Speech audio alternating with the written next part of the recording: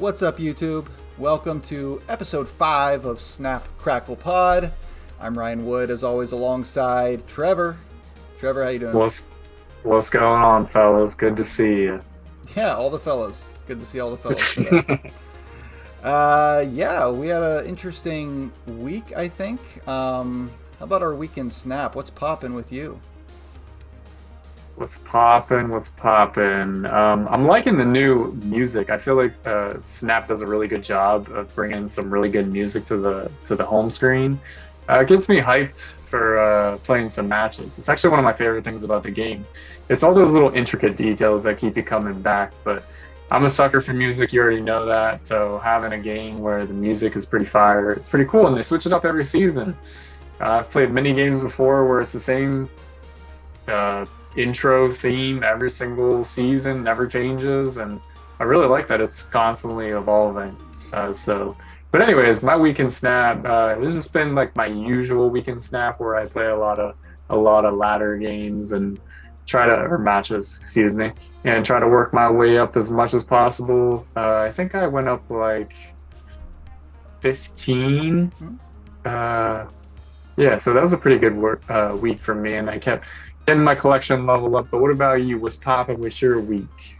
Yeah, I mean, first I'll just say on the menu music, I do really like that they change it every week. It's a nice little quality of life thing. I kind of wish that they would have it in game too. Like in the game, it's the same music every time. Mhm. It'd be cool if we could get the neat season music in the game, but maybe in the future. In game, I had a nice start to the season where I kind of got up to 90 pretty quickly, and then all of the decks I was trying just completely stalled out.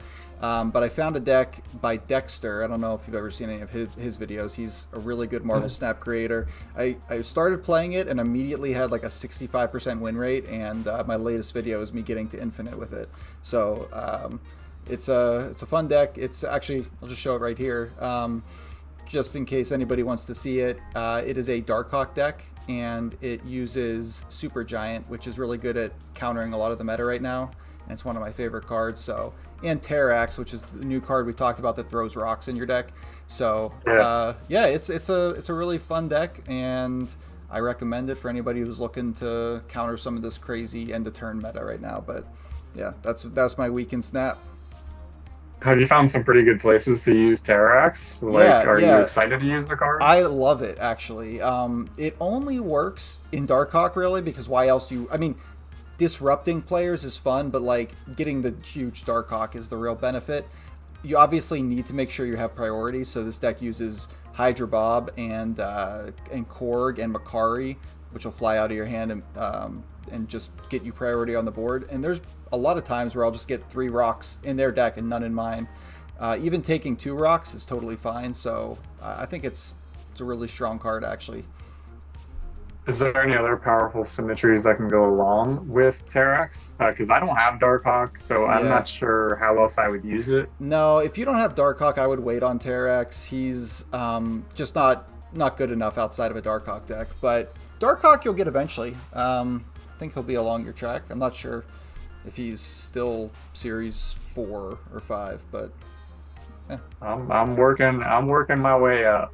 Slowly but surely, we're getting there. hey, I love it. All right, well, that's our weekend snap. Let's talk about, first of all, have you happened to see any of the cards we talked about last week on Ladder? Galactus First Steps or Stardust, Redshift, or Terrax?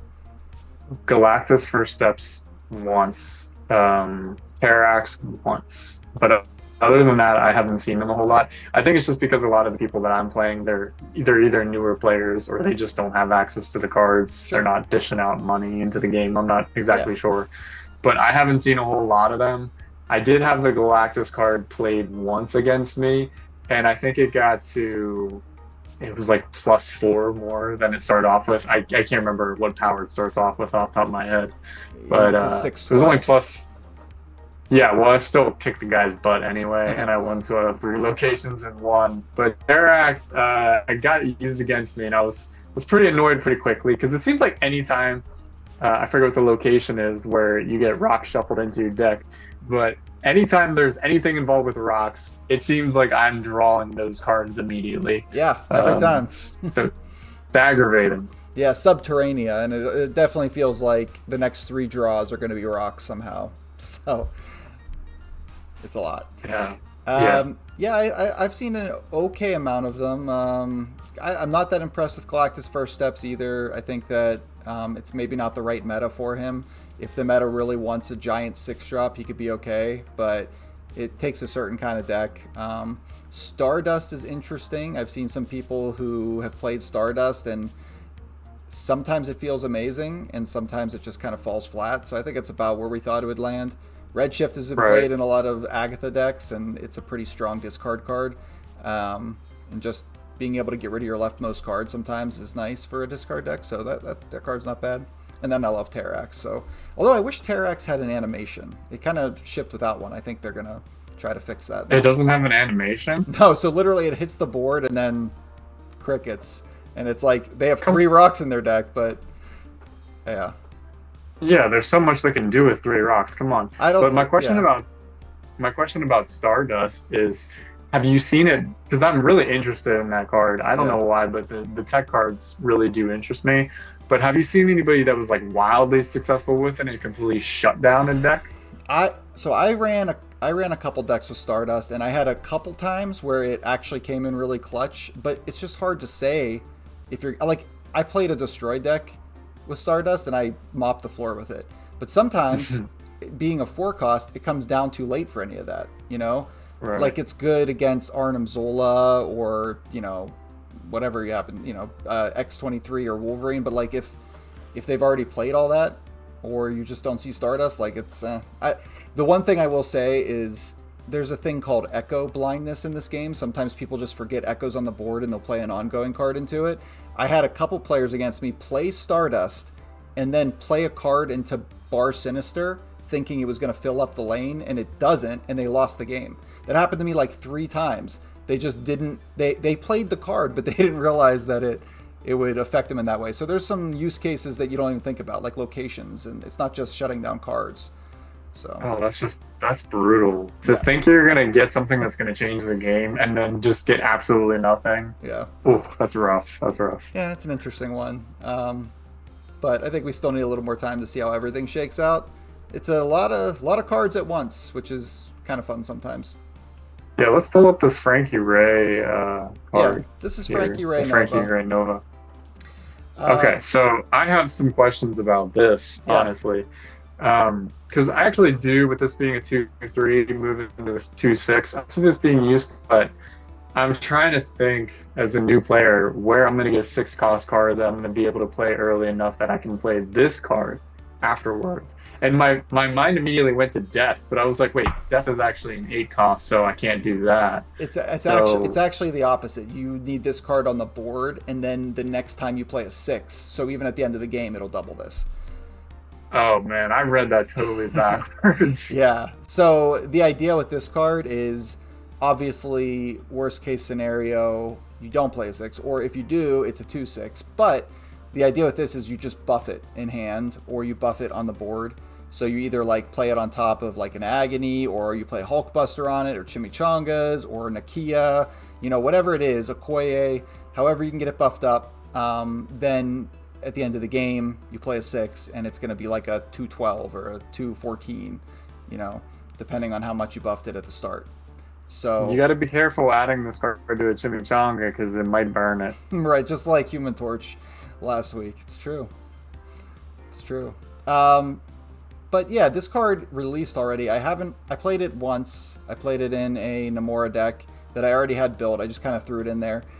I think obviously it can get huge in the right scenario, but it's just very susceptible to Shang-Chi, Shadow King. Um, I don't know. There's a lot of cards that can do that, that can take buffs really well and get big. Herbie can do that with his doubling. Um, you know, I there's Black Panther, obviously. Stuff like Brood that take buffs from Galacta and all that. I don't know. I think that it has potential, but I'm not sure people have found the right deck yet. Shall we give it a grade though? Yeah, I'm gonna come in with a C for right now, maybe a C plus. I was thinking B minus. Fair enough. Also, artwork, I'm gonna give it an A. I really like the You artwork. I like think the it's sick. artwork? I'm not a big fan of the art. Yeah, how could I not like it? It's literally on fire. Yeah, Fire. it's fire. It's true. I just I don't know. I'm But not that. the name is kind of lame though. Come on, we can come up with something better than that. I think that's the name in comics. You know. I understand that, but Frankie Ray Nova, ooh, real scary. Well, I'm sure she thinks she's intimidating, so I'm not gonna take that. Terrax the Tamer, bro, that sounds Well, scary. it was taming like animals. Like, come on, tamer. It's kind of But lame. still, it could tame your opponent. It could tame, I don't know, man. It just sounds cooler. All right, I'll allow it. All right, let's move on to our next topic. This is a discussion topic. This was your idea, actually. You want to introduce it? We're going to talk about the snap cube. I don't know if that's the technical term for it. That's what I call it. It's a cube. It snaps, so I'm calling it the snap cube. I want to just open the discussion about the mechanic as a whole. I think this is an absolutely unique mechanic. I've never seen anything quite like this in any other card game, let alone any other game that I've seen. I think it's really interesting because there's a lot of strategy that goes into it. Not only do you have to think about when do I snap, but um, you have to think about your opponent, what they're playing, what you're playing, how the game is moving, and the lanes, how they're looking. There's so many factors that go into it. I feel like it's a very good discussion topic just because it can be used in so many different ways. And it makes the game like if there was no Snap Cube, I think Snap would literally fall on its face. Like, don't get me wrong, the card game is fun itself, but taking the Snap Cube and adding some incentive to, I don't know, snap early in the game or late in the game, depending on how it's going, it makes it so much more fun. And when your opponent snaps back, I don't know why, but I think that's the best part about it. You snap and your opponent snaps right back. It's just so funny to me. Or when you start a game and they immediately snap, which I have a really bad habit of doing. It's just so funny to me. I can't help myself. So overall, I wanted to get your thoughts. What do you think of the Snap Cube as a whole? Yeah, I think it's inherently core to the game, not just because it's in the name, but it's what makes the game unique. Being able to keep the games interesting and have heft to them. I mean, when you snap and they snap back, you feel that. Like, you know that this is about to be an 8 cube game. And that's gonna, it could take away 8 games that you won and played really hard in at winning 1 cube. And then an 8 cube loss sends you all the way careening back down. So it teaches you the importance of retreating in this game. And that in turn, well, it's supposed to. The idea is, I don't retreat. well, the idea is designed, the way that you climb and the way that you will climb as you play more and more is by learning when to retreat. So you're because, like I said, you can fall backwards 8 cubes in one game. Like, it's almost impossible if you're not retreating when you should to climb in this game, at least up to higher levels. Do you think it would be absolutely overkill to even double the 8 and have a possibility of a 16? I think there was actually a long time ago a data mined card that doubled the snap for that game. Wow. I don't think it. I mean, I don't think it'll ever come out like that. But there's they released the first card this past year that actually mentions the snap mechanic, and I think it's Hydra Bob. It will move if a player snapped that turn. And I think that there's actually some design space to be able to do things with snapping as a mechanic in the game. So Okay. who knows? Maybe something. What if it's a completely doubled game mode? Double power, double energy, double cost, double everything. And then you can double snap. I don't know. That So would sound interesting to me. that's kind of like Deadpool's Diner. I mean, you're snapping willy nilly in that game, just snapping Now, the huge now numbers. keep in mind when I played that, I had no idea what I was doing in Snap. That was probably like a week or two into the game at that point, so Yeah. I don't even remember how that operated. Well, I think it'll come back one day, and I think they're going to make a couple changes to it. But in general, it's like poker. They turned it into like a high stakes table. You're betting like in the millions of bubs, they call them in that mode. And Yeah, I think overall that limited time game modes are a good way to make changes whenever the snap mechanics involved. And like you said, I think the game does fall on its face without snapping, but I think that there is room in those limited modes to have some that don't include snapping, some that make changes to it, and I think they've done a good job of that so far. There is something nice about like in High Voltage or Grand Arena not having to even worry about it and just knowing you're going to play the game out because why not? When retreats aren't even anything you have to consider, it makes a limited time game mode more engaging to play in. So Right. I even think it would be really interesting. I know obviously there's 6 turns in every game typically, unless there's Magic played. But I would love to play, even if it's an LTM or just like a different game mode where you can play different turns. I feel like that'd be really fun. Even if you could add another 2 cards to each lane and play 8 turns or 10 turns, I just think that would be a very interesting LTM, at least for me. It would totally change the mechanic of the game, but I think it would be something that's really interesting and a different play style, at least for me. I don't know. We'll just switch things up. yeah, I could see it. I think that there's a lot of room to do some really fun things in this game.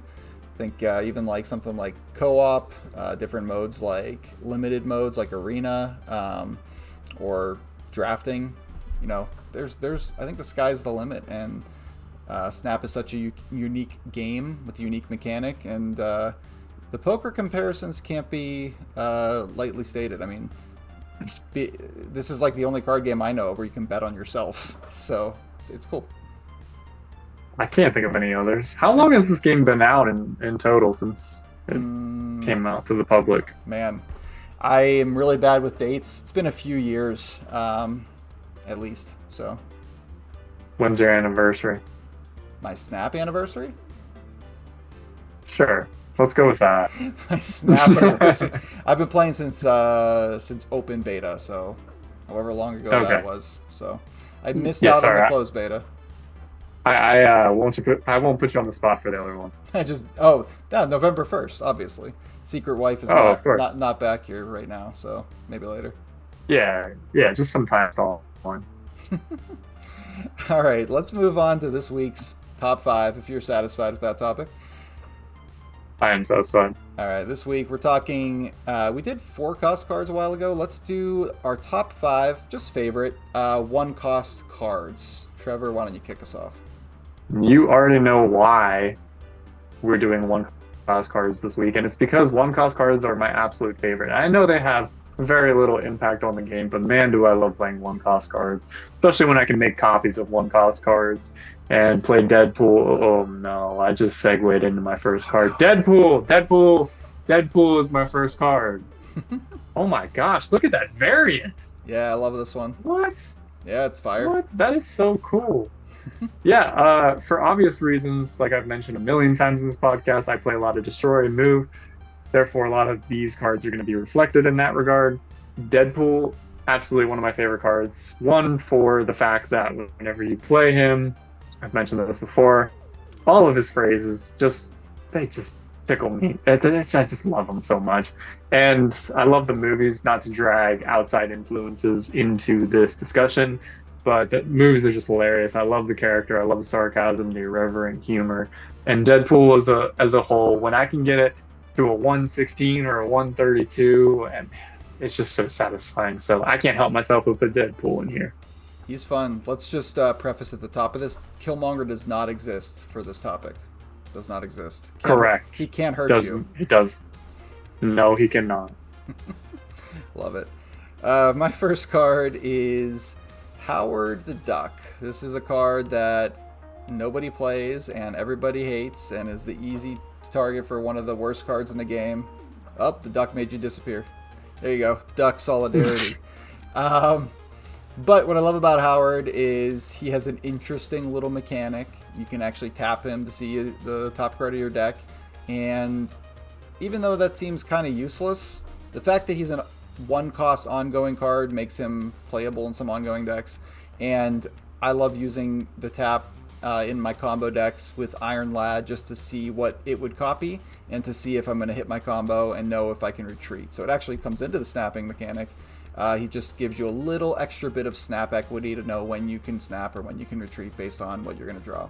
So nobody plays him. He's pretty terrible, but I love him, and obviously I've decked him out in this really cool split because of it. Well, that's hilarious because down my way, I see Howard the Duck more than expected. I see Wow. Howard the Duck quite a lot. Yeah, I'd say I don't want to put a number to it, but like maybe one out of every like 8 games. Wow, I feel like that's a lot. yeah, I see Howard the Duck. Also, I'm very troubled by the fact that he has opposable thumbs and he's a duck. Is he supposed to be a human duck? Yeah, he's like a detective duck. He's like, Okay, yeah. because ducks wouldn't have opposable thumbs, so they couldn't, pull a trigger on a gun. But I don't, okay, whatever. My second choice is going to be Human Torch. As I just mentioned, I love my move decks. Human Torch is just so sick. I mean, this variant from Grand Arena was so cool. I didn't end up scooping it up because I didn't play Grand Arena enough. But hey, Human Torch is cool because if you move him, he doubles. And the theme of the day apparently is doubling. And we love doubling power at one cost. And I've gotten this card up to some crazy numbers before. And at the end of the game, having Heimdall, being able to play that and move Human Torch for the last time, it usually messes with people's strategies as well. So that's why I like playing Human Torch. And I have a really sick variant myself that I'm very proud of. And it's probably my only really souped up card I have in the game right now. Because for whatever reason, I will not use my borders unless I absolutely have to. Yeah, So put a sick variant on Human Torch and bordered it up. So love it. That's sweet. People love yes, sir. doubling. Card players love doubling. Nothing wrong with that. I'm all about it. My next card is a card that's been around for a long time. Has seen some nerfs, and now he's all the way down to a 1/1. That is Zabu. And this card, I mean, like people like doubling, people also love cost reduction. Being able to play Zabu at the beginning of the game and know that anything that wasn't in my hand as a 4-drop is now 3 means that I can play 2 of those on turn 6. Means I can play my stupid degenerate tech decks and just play Shang-Chi and Enchantress on the same turn and wreck the board, because that's just one of my favorite things to do. And also, I mean, there's just, how many decks play 4s? 4s are everywhere. 4s are strong. Galacta, Gwenpool, Symbiote Spider-Man isn't played a ton, but I love it. And yeah, I love making them cheap with Zabu. Oh, Shuri. Playing a Zabu on Shuri is pretty sick, so that's why I love Zabu.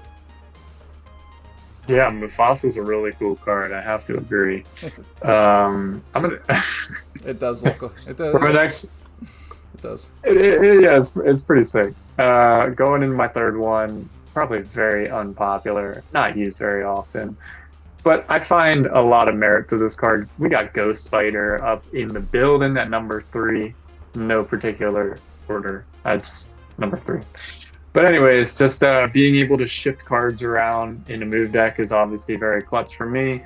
I find a lot of use for Ghost Spider. Sometimes I'll just skip turn 1 and I'll save up my... Well, in my move deck, I have a lot of 1-cost, 2-cost cards or energy, and I will play this in combination with those cards. And generally, I hold back a little bit with my move deck because I want to see what the locations are before I start moving things around, because I can really put myself in a bind. It's a lesson I had to learn early, and when I got Ghost Spider, I felt like it made it a little bit easier. I had more maneuverability with my deck, because when I originally made my move deck, everything was move left, and now it's more of a balance of move left, move right, and center. So it's a lot more balanced, and this card allows me to have a little bit more balance. So that's why I like it so much. But I'm sure you never see it up your way. I can just only imagine. No, Ghost Spider, whenever move decks are meta, which they're not really meta right now, but they had their day pretty recently.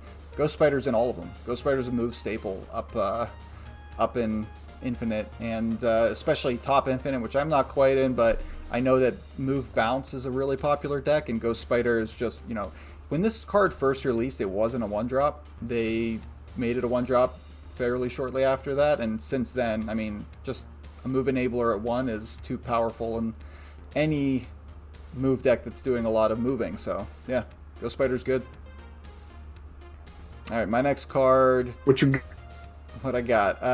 We're gonna talk about a card that actually recently got buffed up to a 1/3. That is Agony. I like the card at 1/2 even, and so at 1/3, this card is just good. I mean, 1/3 premium stats, and then it enables a lot of things. It helps you. I mean, think about playing Frankie Ray Nova onto this. You just immediately have a 2/6. It's going to become a 2/12 as long as you play a 6 at the end of the game. I play it in Nimrod decks. It's a lot of fun in Destroy. I think this card is just so flexible. It has a lot of uses, utility, and there's something about being able to have this sitting on the board and know that you can play something on it at any time that's really comforting to me, if that makes sense. I just enjoy this card, even though it's crazy looking. I love it. Oh, it's such a sick card. I wish I had it. I do not though, and that's actually on my wish list. I've heard you talk about it a million times, and I've seen people play it against me. I've actually gotten to play it in LTM. I don't remember which LTM it was, but I had the opportunity to use it twice, and I found a lot of use for it. So that's a really good pick. I wish I could pick it, but I'm typically picking cards that I actually own Yeah. and cards that I actually use for the most part, except for this next one, which is Iceman, which is funny because I don't personally use this card, but I love it. I love when it's played against. Okay, wait, no, let me rephrase. I hate when it's played against me, Yeah, I was gonna say. but every time it's but every time that it's played against me, I'm like, man, this card can really mess with people a lot, and it messes with me all the time. I I don't know. I'll get to turn 3, and I have this perfect setup where I can do a 1 cost card with a 2 cost card, and then all of a sudden, Iceman turns my 2 cost into 3 costs, and I'm like, well, there goes my whole game plan, and I got nothing. So it's one of those cards where, you hate when it's played against you. It's a no fun card, like you always say, but man, do I respect the heck out of it. I'm not even mad if people play it. There are cards that when they play them and they impact me in some sort of way, I just get angry. I actually don't get angry with this one. Yeah, it ruins my plan, but I respect this card. I respect it a lot.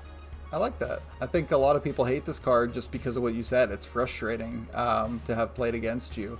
The interesting thing about this card is that you have no idea if you've actually affected them, unless they like immediately emote angrily. Otherwise, it doesn't show you what it hits. So I think it's an True. interesting design choice by them. But this card is definitely powerful and should probably see more play. Honestly, it's just annoying. Yeah. Yeah, it gets played down my way all the time. Oh, I I believe mean, it. one out of 3 decks, I swear. Nice. Well, that makes sense to me. My next card is one that has been changed so many times. It used to be like a 4 drop, and then recently it was a 2/6, and now all the way down to a 1/5, so I can include it here, and that is Black Cat. This card is actually, because of the end of turn decks that are everywhere, um, it's played. It used to just be played in discard and in like Hella, and now because of the end of turn decks, it's being played everywhere. That's not why I'm including it. I love playing it in Cerebro 5. I think it's such a fun card in there because it will get discarded. I can bring it back with Ghost Rider, and then everything gets buffed up. And being a 1/5 is the best stats you can have for a 5 power. Also, just it's a cool design. If you play it the turn you draw it, then you're good. Otherwise, you have to find a way to bring it back or have some other synergy with it. And I like cards that have huge power for their cost, but a downside you have to work around into your deck. So that's why I like Black Cat. I absolutely love this pick. I can't use this card. I don't really have a deck, or I don't think I have the synergy to build around this card, but every time, and I do have this card, every time that I look through all my cards, I'm like, man, what kind of cards do I want to try out? This is one of the cards I want to try out, but looking at all my other cards, I don't see it fitting in with any other deck right now. Sure. So it's something I'll use in the future. Getting into my last pick, this is actually my favorite 1 cost card, and it's Nebula. And I think why I like this card so much to start off with is the fact that I bought the bundle, and it was the first bundle I ever bought, so I was able to level up super fast and get some really cool backgrounds, and I got a cool variant along with it. But the reason why I love this card is because I can just throw it in a lane that I think somebody won't play a lot of cards in, and I can just let it sit there and gain power. And obviously, it has the potential to move up to a 1/11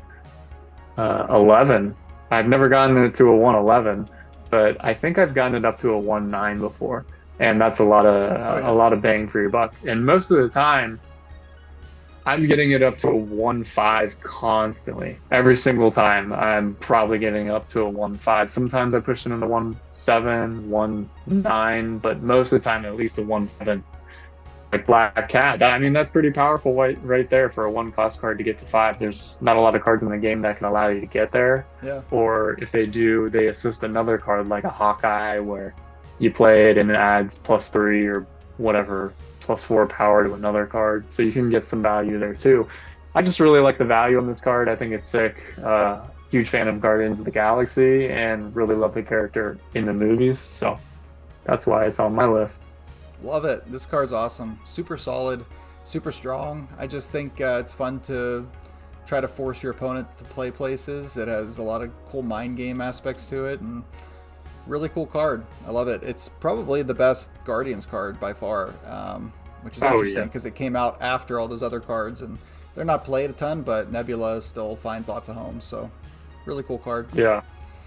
Yeah. And then my last card is the last one for this segment. A card that I couldn't stand when it first released, and then for some reason now, all of a sudden, I'm playing a lot of Hydra Bob. I know it's getting played. Hydra Bob. Hydra Bob. I know it's being played in a lot of end of turn decks, which makes sense since it has end of turn. It gets buffed by Fantasticar and all that stuff. But I'm playing it in priority decks, and it's really good there. It's good with, like I said, in that Terrax deck. And anytime you want to just make sure that you have priority for whatever reason, Hydra Bob's great. And the thing that I really disliked about it when it first released was it just sneaking out of here. Oh, you do look like Hydra Bob. I can see it. Um, I don't like when my cards are moved around for me. I've said that before. That's why I hate Scream decks. So that's why I shied away from this card originally. But now, in the right type of deck, it can actually really be a benefit because it can move to a location that you can't play cards into. It won me a couple games on my climb to infinite just by doing that. So it's an interesting downside that can be an upside. And Hydra Bob, I think, earns a spot on my list here at the end.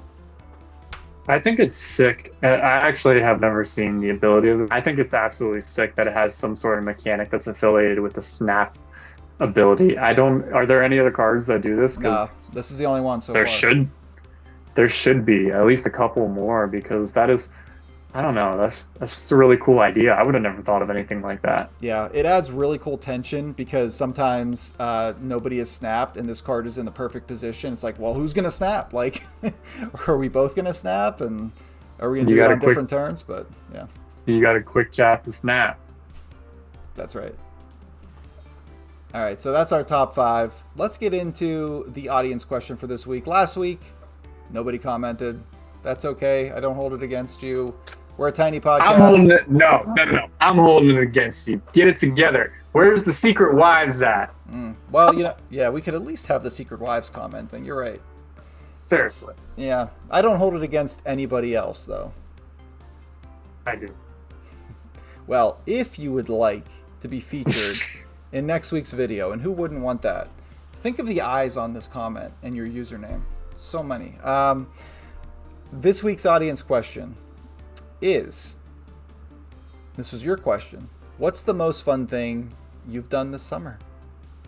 A very, very simple question, but a very open discussion, open question. We can get tons of answers here, a variety of answers. And do we answer this question ourselves? Yeah, we answer it. All right. Well, I'm gonna have to say going to Colorado because that was a unique experience for me. Um, Colorado was definitely not what I was expecting, but it was more than what I expected. I knew it was going to be beautiful nature-wise, but I wasn't expecting it to be so barren and, I don't know, dry. But it was really cool to go there. I got to run at 7,000 feet of elevation, so that was cool. And I don't know, it was just a really awesome experience. And Megan got to, her wife, sorry. Got to spend her first vacation with my family as well. At least I think it was. So that was pretty cool. What about you? Yeah, that sounds awesome. Gotta love a nice little family vacation, especially to a place you haven't been before. I think It's actually a series of things, because, and we've talked about it here before, but being able to get season passes for Kennywood has been like such a revelation for our family this summer. Kennywood is a local amusement park, and it's literally, since we moved to this house, we're now 15 minutes away from there. So it's basically, we're just there all the time. Anytime, especially being the summer right now, anytime we don't have something going on, we're like, yeah, let's just go to Kennywood. Let's hop in the car. We have the passes. And the girls, I have a 7-year-old daughter. Her birthday is today as a recording. She wanted to go there for her birthday, so we were just there before this podcast. She's loving it, and the our 3-year-old daughter also adores it. So it's been a great place, really good family fun, and so much food. So so much food, so much food, so much ice cream. Happy birthday to her, and also bonus question of the week: top 3 rides Kennywood go. Our viewers or our listeners, they're not going to know what we're talking about, but I still want to hear it. Top 3 rides, go. In no particular order, the Kangaroo was my favorite ride as a kid, and it still is a really fun ride right at the entrance to the park. Just a classic flying coaster, they call it, that is it's like the last one in the world, so that's really cool. Phantom's Revenge, it's one of the top roller coasters in the world. It's consistently on lists, and it's a fun one. It's a little crazy on the hills at the end. The airtime is insane, and if you're not bracing yourself, it can really mess you up, but otherwise it's an incredible ride. Third ride, that's tough. I'm just gonna go with, in honor of my daughter, the Turtles. She was having a ton of fun screaming her head off on the Turtles, and it's another one that's kind of like a historic ride that I think it's the last one in the country. So that is correct. Also, we got stuck on the Turtles this past week. Top 3 for me would definitely be the Exterminator, the indoor little coaster. That's a really unique one. I really like the Thunderbolt. Oh yeah. Growing up, the Jackrabbit used to be my favorite, but I'm going to give it to the Thunderbolt. And the third, I really wish I could say Log Jammer because I really miss that one, but I'm going to say Pittsburgh Plunge. It's so simple, but I love just the huge wave that it makes and gets everybody splash, and everybody wants to get wet that's standing out there. So I'm going to give it to those 3 for me. That's a good pick. I forgot about the water rides, and we even went on the Raging Rapids today, so that's gonna knock out Turtle for me. I'm gonna go with Raging Rapids. It's actually my daughter's favorite ride, the one whose birthday was today. So, Raging Rapids, it is. Rest in peace to the Turtles. Sorry, Turtles. Rip. That's the audience question. Just a reminder, what's the most fun thing you've done this summer? You don't have to say anything about Kennywood because you have no idea what it is. So if you leave a comment down below, we will feature it next week. Probably. You have high chance of being in the video. Definitely. Anyway, that's the podcast for this week. Thanks again for watching. We know it's some time out of your day, and we appreciate you spending it with us. And maybe we could just bring a little bit of laughter and fun to you and just talk about Snap, a game that we both love. Where can our viewers / listeners find you, Trevor, if they're so inclined? Well, they can catch me in the comment section if they comment. I'm not going to hold it against them, though, Yeah, no, nobody's forced to comment, but if you want to, that's where Trevor will be. That's where I'll be as well. You can watch my weekly or more deck videos as well. Especially now that I'm in Infinite, we're going to do some more fun decks, I think, hopefully. Try to brew with some of the new cards as they come out. Check them out. Okay, Snap advice of the week. Do it. Flexibility. Ooh. And I mean that in so many different ways. Physically, cognitively, with your schedule, with your time, with your money. Be flexible. Being flexible means you're open to so many different things, and being flexible can help you in so many different ways. And you can take that whatever way you want. For me right now, it's physically, because I'm training for a half marathon, and if I don't stretch, I get really stiff and I don't want to run. So I keep myself flexible in that way, and then I would say flexible with my time. That's really important for me. So how are you staying flexible, Ryan? Oh, I'm 37, so I'm not. It's not possible. Uh, Oh, I didn't mean physically. That's the beautiful thing about flexibility is it's flexible. it's fair enough. I don't know. I'm malleable. I'm like Pedro Pascal's Reed Richards. I'm out there stretching all over the place. You know, anybody needs something from me, I'll make it happen. Flexible. 3, 2, 1. Oh, he's blasting off. That's the video. Make sure you subscribe to the channel if you like it. Like, comment down below. Don't forget to Comment. crinkle up the bag. Comment. You know, the cereal box bag so it don't get stale. And come back next week. Same place on YouTube. Thanks, everybody.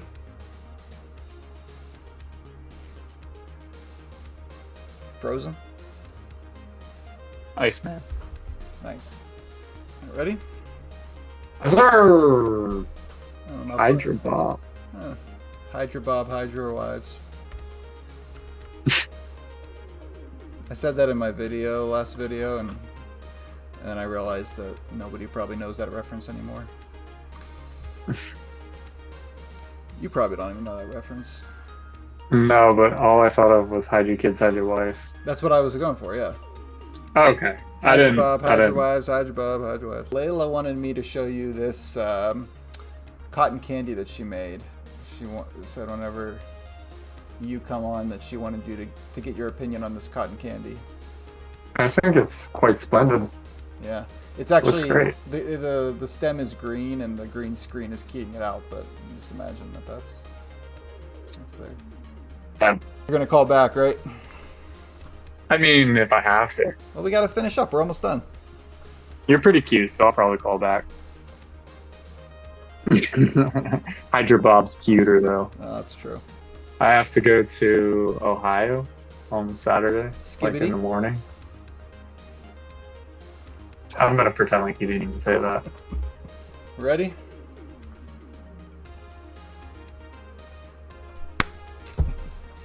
All right. So Yes.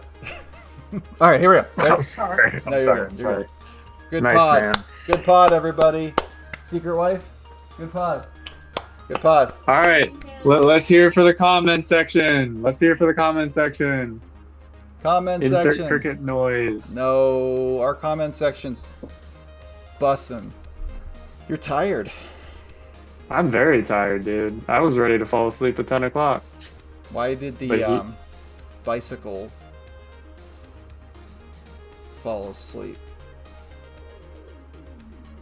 Because it was too tired. Yeah, I love Oreos. that's not. I mean, come on. Find me somebody who doesn't like Oreos. I would probably kill people for Oreos. What'd you say, Secret Wife? Okay, Secret Wife said she doesn't like Oreos anymore, which is news to me. I didn't. I can do like Okay. I want nothing to do with her now. Ooh, unfriended. Nothing. Yeah, you're out of you're out of Trevor's MySpace top 5. He just said. Great episode. Great app, everybody. Let's run it back next week. Let's do it.